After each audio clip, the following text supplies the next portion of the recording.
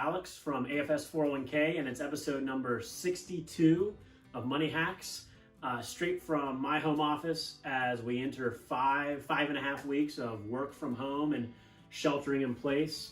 I hope everyone is staying safe and hanging in there and hanging tough during this really extraordinary and challenging period.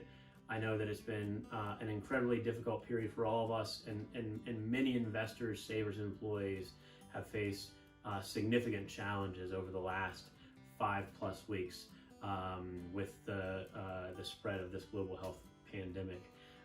And so wanted to talk a little bit about bull markets, bear markets, your financial savings and retirement savings, and what you should be thinking about and maybe doing during this period. So first of all, I'm sure in addition to all of the news and information and nervousness around the global health crisis, we've all seen or heard the headlines and the stories about the major sell-off in the U.S. stock market. So from mid-February to about the middle of March, we saw the fastest sell-off in the stock market in history, with U.S. stocks down 30+% from their all-time highs in February. Now, prior to that, going out of 2019 and into 2020, we were in the longest bull market in history. And that means the longest period of the stock market appreciating or going up without a major decline of 20% or more. We went 11+ years through that bull market, including a great 2019 and a good start to 2020. But that ended as we sold off through the middle of March and into mid-February, and we entered into a bear market, a period where the stock market had gone down by 20% or more. And these phrases are used to define the sentiment of the markets and give an idea to what the market experience might look like based on history. So normally in a bear market, you're going to see more selling pressure, more volatility, and usually an extended period of stocks being lower or going down. And so while we had a nice bounce or recovery out of the bottoms that we hit March 23rd, many financial experts believe we're still in this bear market cycle, and we'll be bouncing around a more volatile period, potentially even going back down to the low level we saw at the end of March or even lower. So for long-term investors, for retirement savers, if you've built a portfolio based on the two questions that we talk about a lot when we're doing one-on-one financial coaching or our group workshops: how much time do I have until I'm going to use this money? So what's my time horizon? And how comfortable am I, or how able am I to stomach the ups and downs of the market?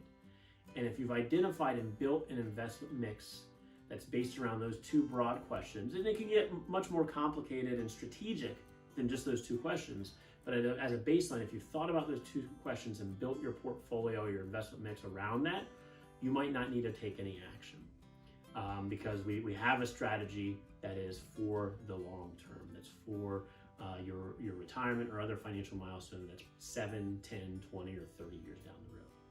Now, what a lot of people are asking about in this period is, what should I do to ensure that I have cash flow to cover my daily expenses if my income is cut back, or if my income is reduced altogether, given this shutdown or slowdown of the economy and of a lot of jobs and companies around the country. So, of course, if you've built up or you've saved for emergencies, if you have some type of cash savings account or emergency savings, this could be a period where you tap that and use it to pay expenses and maintain your cash flow, maintain covering your daily living expenses during this period. If you don't have enough emergency savings, or you don't have emergency savings, you may need to look at other types of assets or investments you have. And that could, while certainly being a last resort, also mean looking into perhaps taking a loan or other type of distribution out of a retirement account. If you have questions about how to maintain your financial picture for the short term or medium term, or what you should be doing for your long-term retirement savings, please feel free to reach out to our team, send us an email, find us on social, give us a call.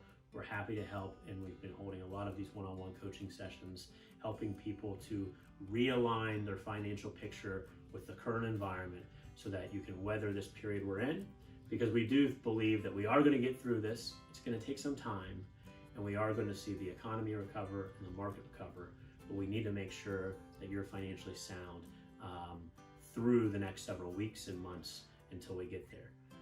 So for the short term, think about your cash flow, think about your emergency savings and what you can do to maintain that and or use it.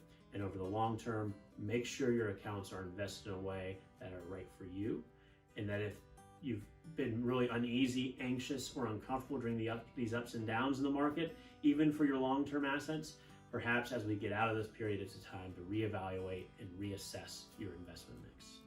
I hope this helps, and if there's anything that we can do, please reach out. We can answer your questions or help with a one-on-one coaching session.